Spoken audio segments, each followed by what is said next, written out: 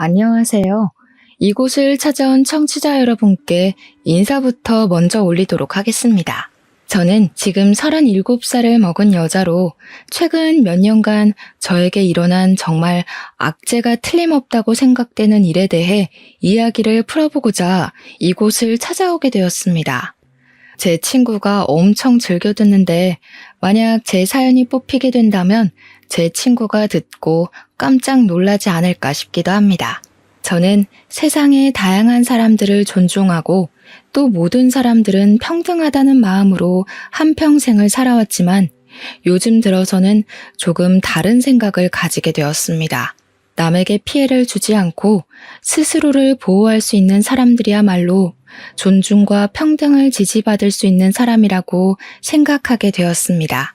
모든 사람들에서 일부의 사람들로 바뀌게 된 것에 가장 큰 일조를 한 사람들, 그리고 사건들에 대한 이야기를 지금부터 차근차근 풀어보도록 하겠습니다.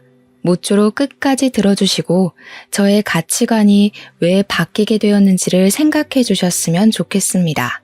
물론 이 사연을 들으시는 분들에게는 어떻게 저런 일들이 생길 수 있지? 라고 느끼실지 모르겠지만 저도 저에게 이런 일이 벌어질 거라곤 생각도 못했습니다. 그러니까 청취자 여러분들 주위에서도 충분히 일어날 수 있는 일들이고 이미 포진되어 있는 상태일 수도 있으니 오늘부터 의심의 눈초리로 살펴보시기 바라겠습니다. 저는 야구를 정말 좋아하는 여자랍니다. 한국 야구는 리그 자체도 크고 전국 각지의 구단이 하나씩 자리 잡고 있기 때문에 응원을 하는 맛도 상당합니다. 20살 때 처음으로 동네 오빠들을 따라서 야구를 보러 갔다가 그 압도적인 응원과 매 순간순간 뒤집어지는 스코어에 푹 빠져 정말 야구에 미쳐있구나 할 정도로 살았습니다. 야구를 처음 본 이후에 완전히 매료되어서 야구장을 집처럼 드나들기 시작했는데 그 당시에는 대학생이기도 했고 용돈 자체도 빤해서 매번 가는 게 부담스러웠습니다. 돈이 있어야 티켓을 사서 보러 갈 수 있지 않겠습니까? 그러다 보니 용돈을 모아서 즐길 수 있을 때나 한 번씩 다녀오곤 했고 평소에는 TV로 시청을 했습니다. 야구장에 한 번 가면 맥주도 사서 마셔야 했고 치킨도 시켜 먹어야 하고 돈이 생각보다 꽤 깨지게 되거든요.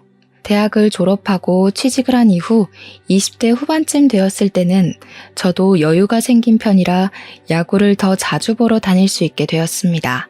제가 취업이 잘 된 편이라 대기업 디자인팀에서 일을 할 수 있었는데 미대를 졸업한 사람치고는 아웃풋이 상당히 좋은 축에 속했습니다.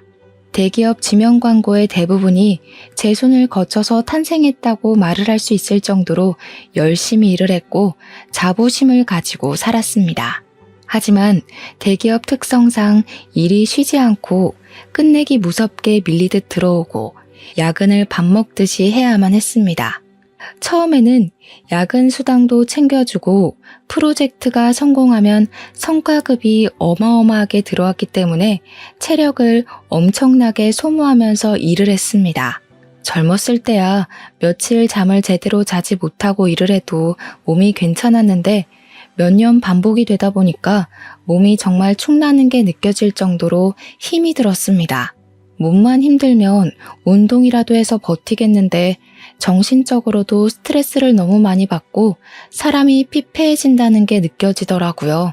상사의 잔소리부터 시작해서 윗선에서 이 폰트가 마음에 안 든다, 이 색 배치가 별로다 하면서 트집을 잡아대니 전공도 하지 않은 사람이 뭘 아냐고 따져묻고 싶은 수준까지 가더라고요. 퇴사를 할까 말까 고민하던 도중 퇴사를 결정짓게 만든 사건이 발생하게 되었는데요. 제 원칙이자 주의가 사내 연애는 죽어도 하지 않는다거든요. 사내 연애를 하면 결혼까지 꼭 가야 한다는 압박감이 있기도 했고 어쨌든 많은 사람이 제 연애를 알게 된다는 건데 그게 부담스럽고 정말 싫었어요. 싸워도 티가 나고 싸우지 않아도 티가 나고 또 주변의 상사분들이 워낙 꼰대적인 마인드를 가지고 계신 분들이라 참견을 엄청나게 할 텐데 그걸 견디면서 굳이 연애를 할 필요가 없잖아요. 그런데 회사 과장님이 저에게 은근히 티를 내면서 20대 후반에 결혼을 해야 여자는 좋은 집안에 시집을 갈 수 있는 거다 하면서 들러붙었어요. 저한테 대놓고 뭐 저렇게 튕기고 있냐, 그냥 한 방에 넘어와라 하면서 말도 안 되는 소리를 하는 과장님이었는데 제가 그 과장님한테 이러지 마시라고 이야기를 했거든요. 그 과장님은 무려 저랑 띠동갑이나 차이가 나는 40살의 노총각 과장이었단 말입니다. 회식을 한다고 하면 일부러 제 옆에 앉으려고 제 동기들이나 저랑 친한 주임님들을 밀어내고 제 옆자리를 차지해서는 은근히 붙어오는데 너무 소름 끼치더라고요.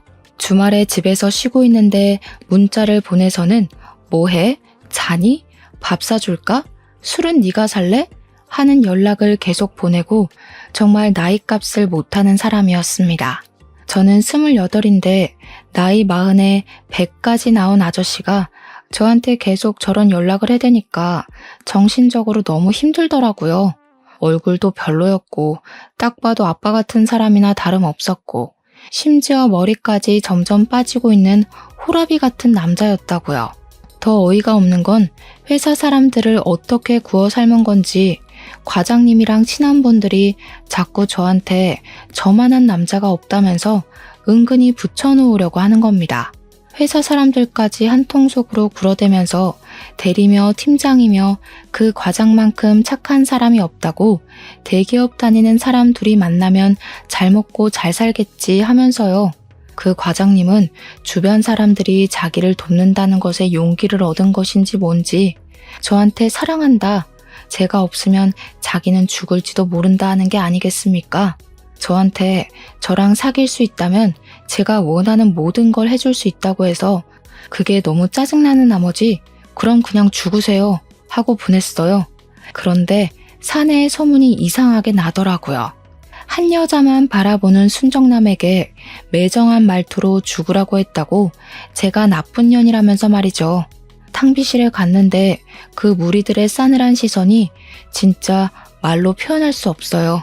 애초에 저는 발 디딜 틈을 주지 않았는데 제가 여지를 줬으니까 노총각이 저에게 마음을 품은 거 아니겠냐고 자기들끼리 수군거리더라고요.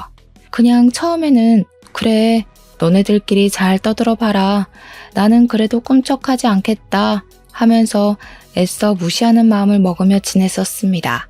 그런데 시간이 지날수록 저는 사람을 손바닥에 두고 가지고 노는 나쁜 년이 되었고 그 때문에 하나둘 은근히 저를 따돌리기 시작했습니다.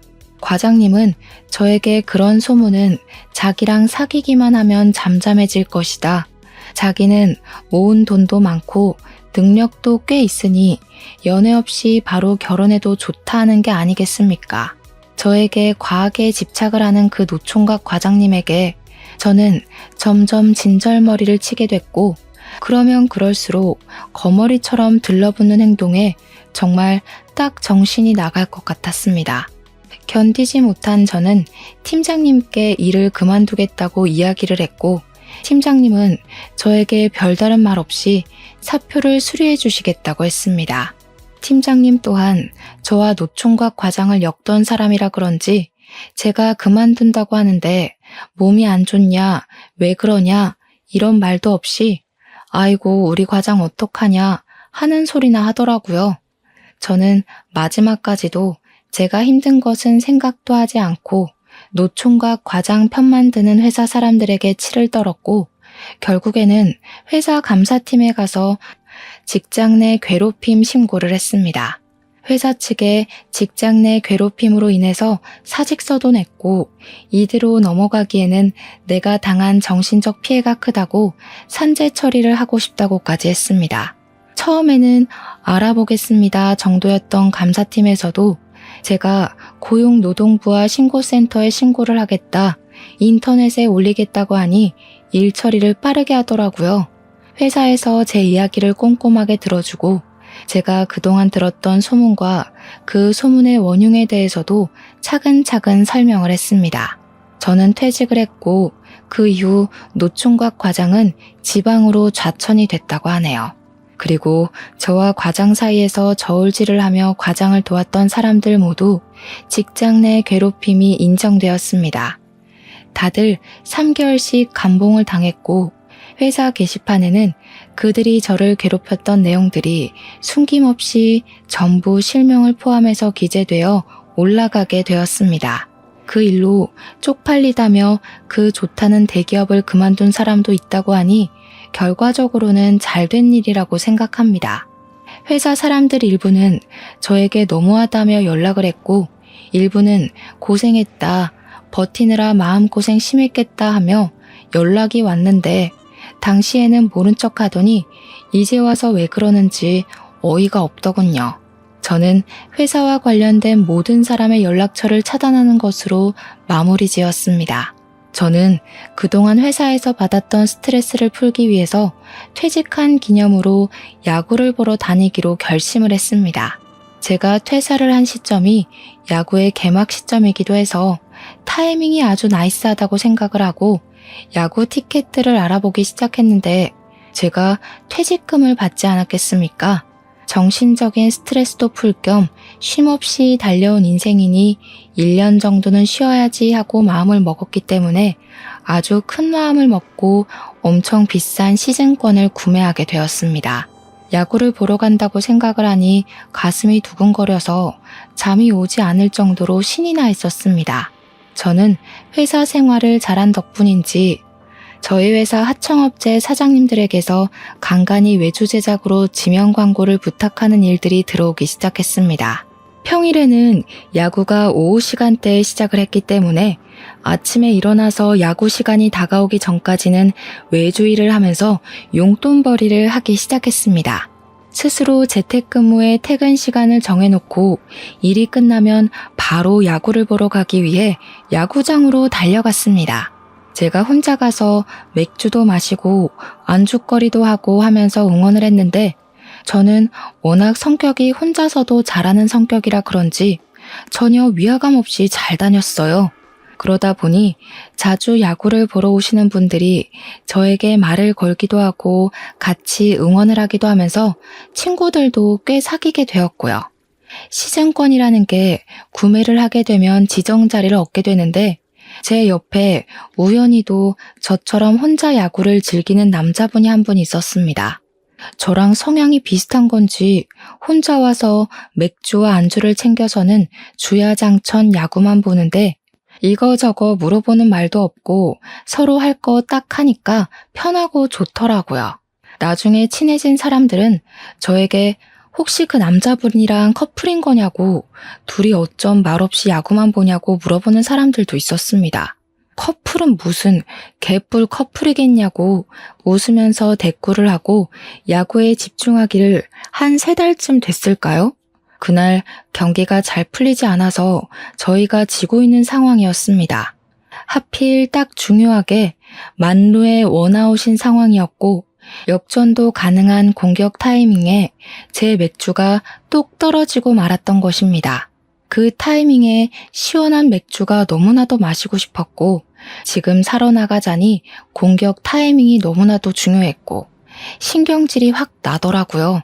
저도 모르게 아이씨 하면서 다리를 떨고 있었는데 옆에 앉은 그분이 저에게 맥주 한 캔을 딱 내미는 것이 아니겠습니까? 맥주 다 마셨죠? 일단 이거 드시면서 보세요. 지금 사러 나갔다가는 역전하는 거 못 볼 수도 있어요. 저는 진짜 구세주가 나타난 것 같았습니다. 겉면에 송골송골 맺혀있는 물방울이 딱 봐도 시원한 맥주라는 걸 가늠하게 만들었습니다. 저는 이따가 편의점 가서 한 캔 사다 드릴게요 라고 말을 하고 캔 뚜껑을 따서 맥주를 마시면서 야구를 보고 있는데 우리 팀이 글쎄 역전 만루 홈런을 친 게 아니겠습니까?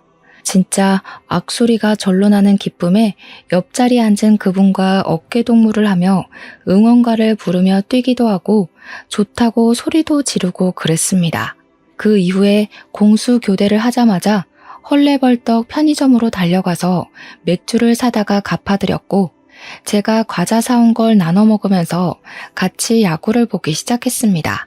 제가 흥분이 가시질 않아서 기쁜 마음에 또 언제 오냐고 시즌권 산 거 맞냐고 물어보니까 자기도 내일 또 올 거라고 내일 보자고 하더라고요. 저는 취미가 맞는 친구가 생긴 것 같아서 너무나도 즐거웠고 같이 야구를 보는 내내 선수들에 대한 이야기도 하고 팀 이야기도 나눴습니다. 주변에 야구를 저처럼 즐기는 사람이 없어서 그런 친구를 사귀었다는 게 진짜 너무 즐거웠어요. 한 시즌을 내내 같이 야구를 보면서 옆에 앉은 그 남자분과 엄청나게 친해졌고 서로 휴대폰 번호도 교환하게 되었습니다. 야구 언제 보러 가냐, 이번 주에 가냐 하고 물어보고 갈 수 있으면 시간을 맞추고 못 가면 아쉬워하면서 술이나 안주도 서로 챙겨주면서 지냈습니다. 원래 야구장의 묘미가 승리를 한 다음 야구장 앞에 펼쳐지는 포장마차에 가서 술 한 잔 더 하는 거거든요. 이기든 지든 한 잔 더 하자 하면서 그분과 매일같이 포차에 가서 술을 마시고 하다 보니 서로 취향도 알게 되고 엄청 친해졌습니다. 어느 날은 저에게 무슨 일을 하냐고 물어보길래 저는 그냥 대기업 디자인팀에서 근무를 하다가 스트레스를 견디지 못하고 때려치운 뒤 지금은 외주 일을 간간히 받아서 하고 있다고 말했습니다. 그러니까 저를 향해서 엄지손가락을 치켜 세우더니 능력자가 자기 눈앞에 있다고 너스레를 떨더라고요. 능력자라고 하기엔 볼품없는 몸이라고 했더니 집에서 근무를 하면서 야구를 다 볼 수 있을 정도로 여유를 가질 수 있다는 거 아니냐고 하더라고요. 듣고 보니 맞는 말이긴 했어요. 재택근무하면서 제 루틴은 제가 짜서 움직이는 거고 야구 보고 싶을 땐 언제든지 야구를 볼 수 있는 몸이었으니까요. 그냥 고개를 끄덕이면서 그런 셈이긴 하다고 대신 대기업에 근무를 할 때 반 정도밖에 수입이 되지 않는다고 이야기를 했습니다. 그러니 저에게 출퇴근을 하지 않으니 교통비도 빠질 것이고 재택근무니까 옷차림 신경 안 써도 되니까 절약되는 것도 꽤 있을 것 같다고 했습니다. 야구를 보러 나올 때 말고는 아예 집 밖으로 나가는 일이 없다고 하니 막 웃더라고요. 제가 겉보기에는 집에서 빈둥빈둥할 것 같아 보이진 않았다면서요. 그렇게 얘기하면서 알게 된 것은 남자의 이름은 민우였고 저보다 2살이 어린 연하남이라는 것이었습니다. 취업이 빨리 된 덕분에 꽤 알아주는 유명한 타이어 회사에 재직 중이었는데 야구를 너무 좋아해서 어떻게든 일을 끝내고 야구장으로 바로 퇴근한다고 하더라고요. 저한테 좋아하는 야구 선수가 누구냐, 어떤 모습이 좋냐 물어보는데 제가 일부러 놀려 먹으려고 야구 선수의 허벅지가 좋다고 이야기를 했거든요. 당황할 줄 알았는데 눈을 반짝이더니 남자의 생명 아니겠냐고 엉덩이부터 내려오는 라인이 기가 막힌다고 자기가 더 신나서 이야기를 하더라고요. 좀 특이한 애구나 싶었는데 저한테 이런 것까지 잘 맞는다고 좋아하길래 일부러 나한테서 관심을 사려고 그런 말을 했다고 생각했습니다. 술을 자주 마시다 보니 자연스럽게 회사 노총각 과장에게 당해서 일을 그만두게 된 이야기도 하게 되었고 같이 분노를 해줘서 기분이 좋았습니다. 자연스럽게 저희는 한 시즌을 같이 야구를 보게 되었고 비슷한 취미에 취향이 겹쳐지니 자연스럽게 연애를 하고 데이트를 하게 되었습니다. 다음 시즌에도 더할 나위 없이 즐거운 야구를 즐기자고 약속을 했고 야구 시즌이 끝나도 저희는 계속 일주일에 한두 번씩 만나며 예쁜 사랑을 나누고 있었습니다. 생각보다 숙맥인지 저와 스킨십을 많이 하지는 않았지만 저는 그게 연하의 풋풋함이라고 생각하면서 오히려 좋게 보게 됐어요. 저는 프리랜서로 자리를 잡게 되면서 일이 많이 늘어 자유시간이 조금 줄어들게 되었지만 직장에 다니는 민우 씨와는 시간이 잘 맞아떨어졌습니다. 다음 시즌에도 약속을 했던 것처럼 야구를 보러 다니면서 연애를 잘했고 서로 잘 챙겨주면서 2년이라는 시간을 보낸 뒤 제 나이 31에 결혼을 약속했습니다. 결혼을 약속했으니 당연히 시댁에 인사를 드리러 갔는데 시모 반응이 의외였습니다. 저를 보자마자 눈을 동그랗게 뜨면서 여자친구라고? 정말? 하면서 민우 씨에게 되묻는데 민우 씨 얼굴도 약간 붉어져서는 끄덕이더라고요. 의외의 모습이 있네 하고 귀엽다고 생각한 것도 잠시 시모 될 사람이 저에게 하는 일이 무엇이냐고 물어보았고 저는 제 일에 대해 열정적으로 설명을 했습니다. 하지만 옛날 사람이라서 그런 건지 프리랜서라는 개념 자체를 잘 이해하지 못하시더라고요. 우리 아들은 유명한 타이어 회사에 다니고 있는데 너는 집에서 논다는 거 아니냐? 아니에요, 엄마. 엄마가 몰라서 그렇지 프리랜서로 일을 해도 웬만한 중소기업 다니는 사람보다는 많이 벌어요. 아니, 암만 그래도 떡하니 직장명이 붙은 회사에 다니면서 일을 해야지. 프리랜서라는 게 일이 끊기면 아무것도 없는 백수나 다름없는 거 아니야? 나는 걱정이다. 너네가 결혼하고 나서 어떻게 될지 아무것도 모르는데 직장이라도 튼실해야지. 민우 씨는 계속해서 시모에게 제 편을 들어주었고 그게 불편했는지 어느 순간부터 시모가 입을 꾹 다물더라고요.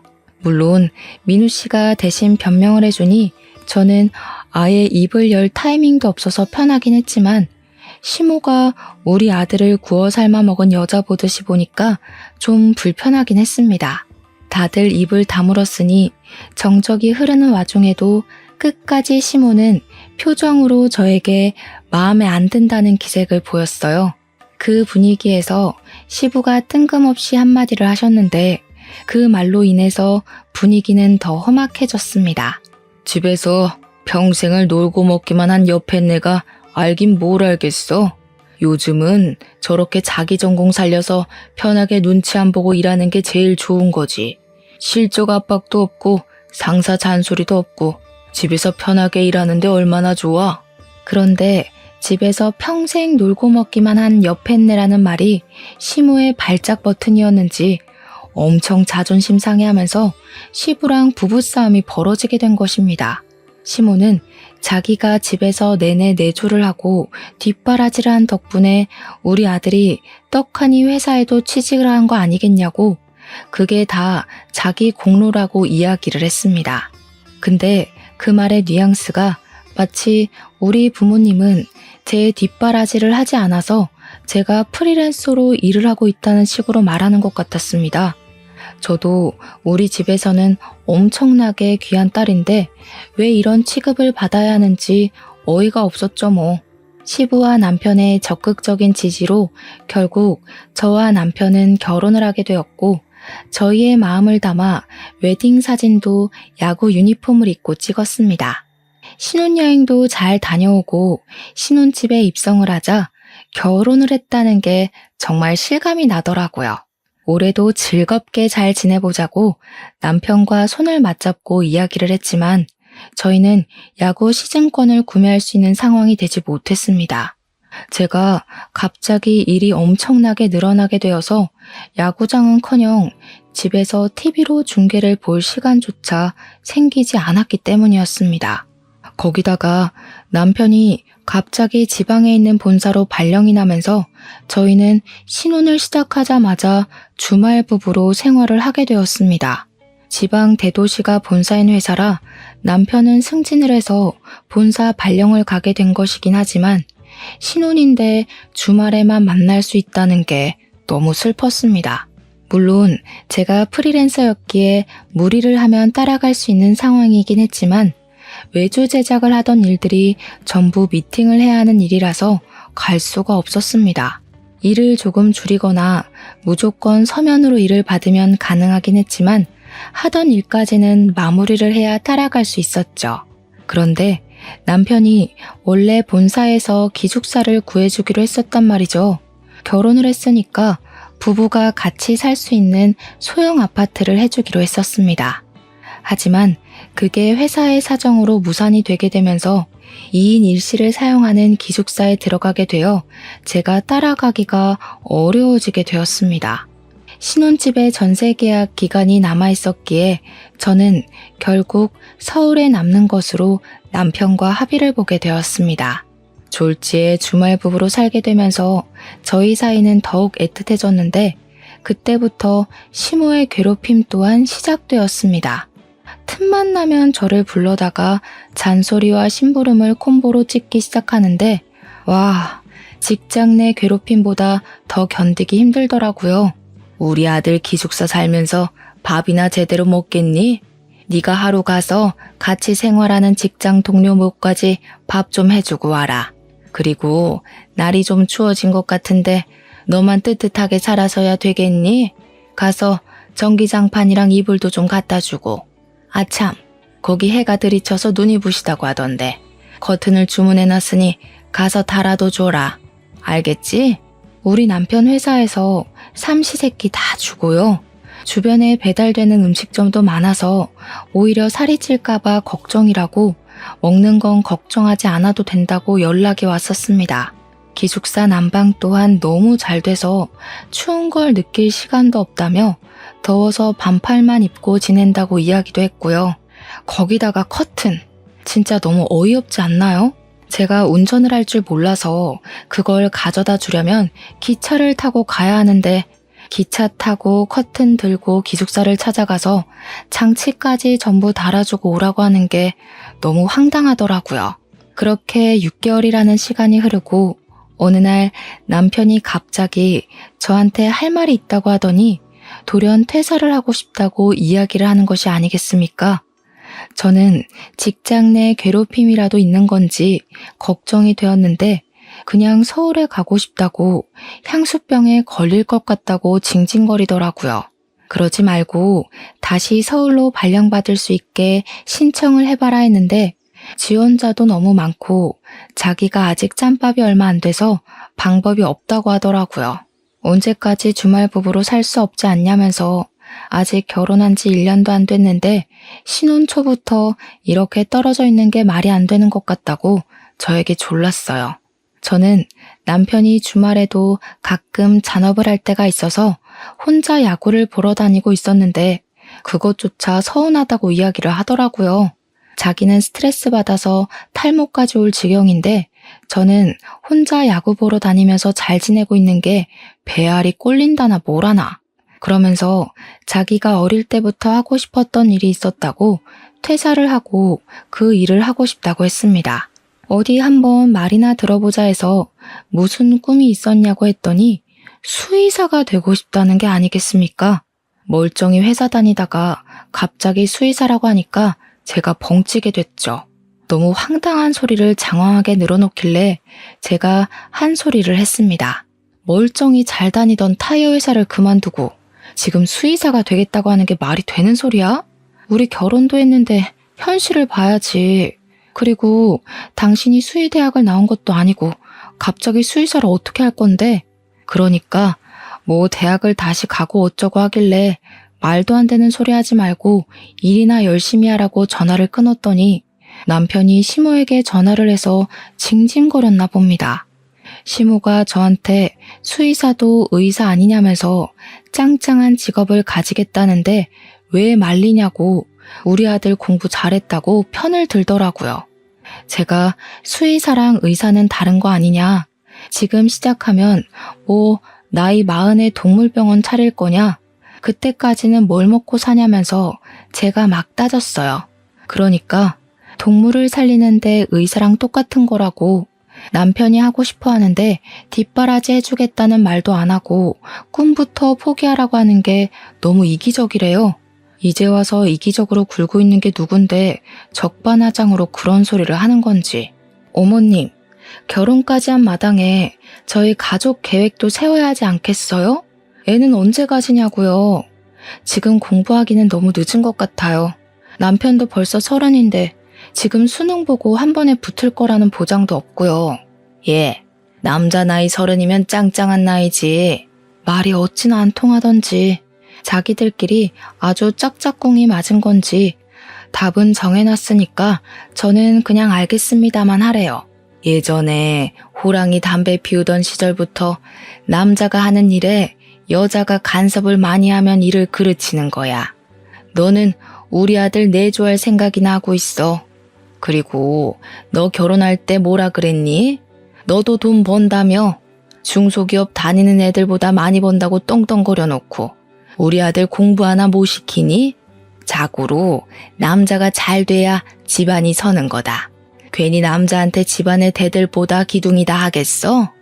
말이 안 통하는 시무는 그렇다 치고 시부까지도 원래 남편이 공부를 잘하던 놈이긴 했다면서 한번 믿고 지켜봐 주라고 하더라고요. 취업은 또 하면 되는 거라고 쉽게 말을 하는데 솔직히 요즘 취업이 하늘의 별 따는 것만큼이나 어려운 거잖아요. 결국 남편은 저에게 말도 없이 퇴사를 한 뒤 짐을 싸서 신혼집으로 돌아왔고 공부를 하겠다면서 독서실을 끊더라고요. 제가 야구 보러 간다고 나갈 때에도 자기는 공부한다고 집에서 공부만 하길래 마음 잡고 하나 보다 했는데 수능 성적이 아주 처참했습니다. 4등급, 5등급 천국이더라고요. 공부를 그리 열심히 하더니 도대체 뭘 한 건지, 어떻게 이런 성적이 나오는 주제에 수의대학을 가겠다고 나댄 건지 어이가 없었죠. 제가 황당해하니까 남편이 필사에 변명을 하는데 너무 오랜만에 공부를 한 거라서 머리가 굳은 것 같다고 원래 자기 성적이 이렇게 처참하지는 않았다고 하대요. 1년을 더 공부하면 분명히 좋은 성적을 낼 수 있을 거라고 1년만 더 해보겠다고 하는데 제 머리가 지끈거려서 진짜 뒤로 넘어가고 싶었습니다. 근데도 시모는 우리 아들 잘할 수 있어. 엄마가 계속 응원할게. 하고 있는 겁니다. 도대체 미리미리 공부 좀 시켜놓지 왜 하필 저랑 결혼을 한 이후에 공부를 하겠다고 하는 건지 이해가 가지 않더라고요. 시모한테 제가 미리미리 공부 좀 시키지 그랬냐고 수의대 가고 싶어 했으면 애초에 그쪽으로 대학을 입학했으면 되는 거 아니냐고 하니까 시모가 입을 삐죽하대요. 고3 때만 해도 수의사가 되고 싶다는 말이 없어서 경영학과를 간 것이라면서 우리 아들이 사업가 기질이 있다고 하는데 피식했죠. 그냥 성적 맞춰서 대충 경영대학 들어간 것 같은데 사업가 기질은 개뿔.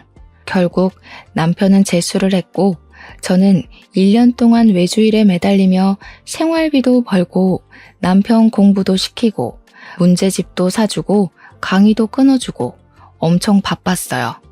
저희 신혼집의 전세 계약이 끝나가는 시점이기도 했기 때문에 돈을 모아두는 게 중요하다고 생각을 하며 통장 잔고를 긁어모으고 있었습니다. 그러다가 한 업체에서 이렇게 소처럼 일을 할 거면 자기네 회사에 들어오는 게 어떠냐고 제안을 해주셨습니다. 디자인 일이라는 게 원래 이것저것 다 받아서 하다 보면 각 회사마다 스타일이 다르기 때문에 중구난방으로 하게 되거든요. 자신만의 스타일을 고집하지 못하니까요. 하지만 한 곳에 소속이 되면 그 회사의 스타일대로만 일을 하면 돼서 사실 일하기엔 그 편이 더 편합니다. 게다가 월급도 지금 버는 것에 비해 훨씬 많이 주겠다고 하는데 제가 거절할 처지가 아니구나 싶더라고요. 남편이 백수나 다름없으니까요. 제가 취직을 결정하자 시모가 엄청나게 좋아하더라고요.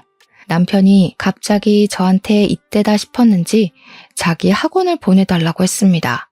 집에서 인터넷 강의만 들으니까 집중이 안 된다면서 선생님이랑 같이 공부를 하고 싶다고 하는데 원래 공부를 시작할 때 시부가 도움을 좀 주기로 했었거든요. 제가 시부를 빤히 바라보니 눈을 돌리는 거 있죠? 입을 싹 씻는 듯한 그 행동에 제가 어이가 없어서 남편 학원비까지 내줬습니다. 돈을 개처럼 벌면 뭐하나 싶었습니다. 버는 족족 남편 공부 뒷바라지 하는데 꼬라박고 있었으니까요. 결국 남편은 재수를 했고 가채점 결과 성적이 꽤 잘 나왔더라고요. 서울에 있는 중위권 대학 4년제는 충분히 가겠다 싶어서 축하한다고 했습니다. 근데 남편이 제 손을 잡고 그러는 거예요.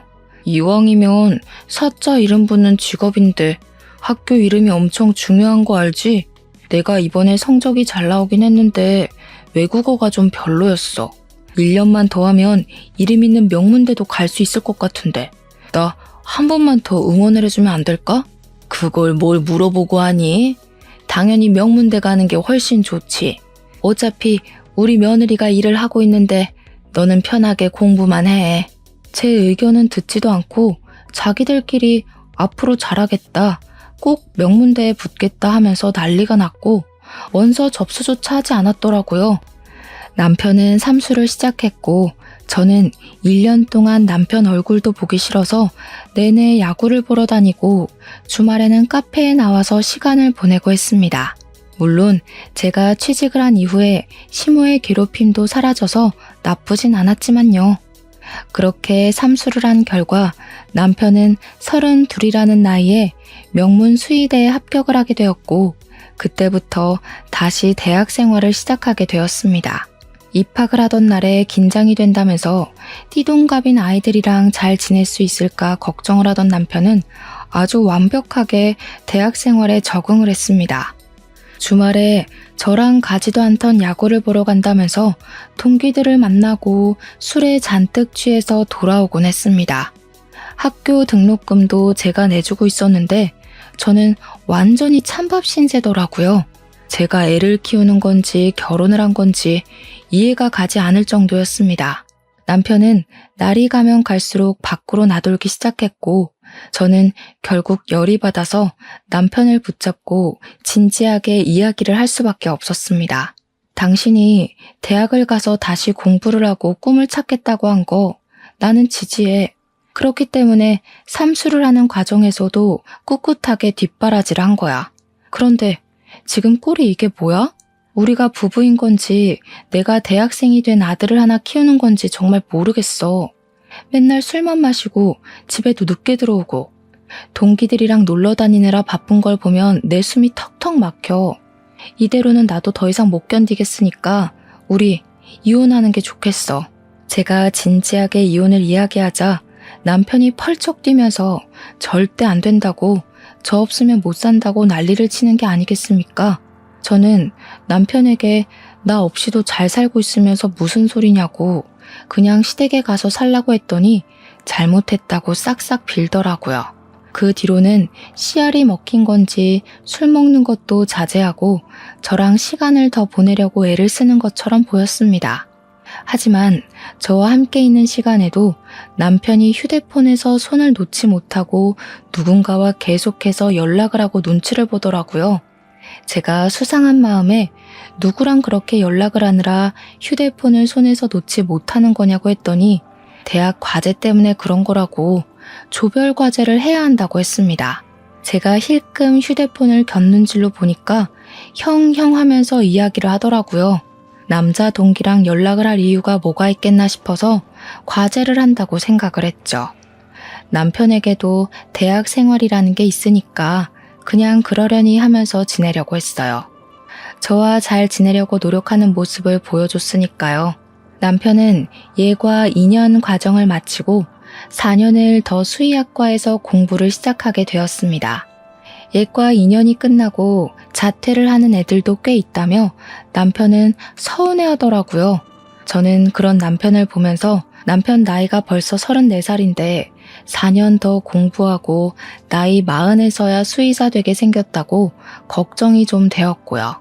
저는 제가 회사 생활을 하면서 벌어오는 돈으로 대책 없이 사는 남편에게 점점 지쳐가고 있었습니다. 그리고 제가 남편에게 아이를 가지자고 선언을 했죠. 제 나이가 36인데 더 늦으면 힘들 것 같다고 이야기를 하니까 남편이 그러는 거예요. 우리 아이 생각은 하지 말고 나중에 동물이나 키우면서 둘이 오순도순 살자고요. 남편이 학교 생활이 힘들다는 이유로 저랑 각방을 쓴 지도 꽤 됐고 저는 그게 말이나 되냐며 남편에게 화를 냈죠. 시모도 은근히 아이를 바라는 눈치인데 아이랑 동물이 같냐고 하니까 자기네 부모님도 이해해 주실 거라고 걱정하지 말라는 겁니다. 의견이 좁혀지지 않아서 서로 빈정이 상해있던 어느 날 남편이 뜬금없이 야밤에 걸려온 전화를 받고 제 눈치를 보면서 옷을 주섬주섬 입더라고요. 누구야? 이 시간에 어딜 나가? 아니, 동기인 동생이 애인이랑 헤어졌다고 술 먹고 전화가 와서. 뭐? 이 시간에 그게 말이 돼? 너 혹시 바람났어? 아, 남자애야. 근데 전화기에서 목소리가 흘러나오는데 진짜 남자애가 형 하면서 울고 있는 겁니다. 저한테 고작 해봐야 20대 초반인 남자애라고 그때는 본인 연애가 하늘이고 땅 아니냐면서 달래주고 온다고 하는데 저도 황당해서 그래 갔다 와라 했습니다. 그 이후에도 남편은 학교 생활에 빠져서 툭하면 나가고 툭하면 남자 동기들 만난다고 술 먹고 그런 생활을 반복하다 제가 어느 날 꼬리를 잡게 되었습니다. 제이라는 여자에게서 온 문자를 보게 된 것인데 내용이 보고 싶다는 말이었습니다.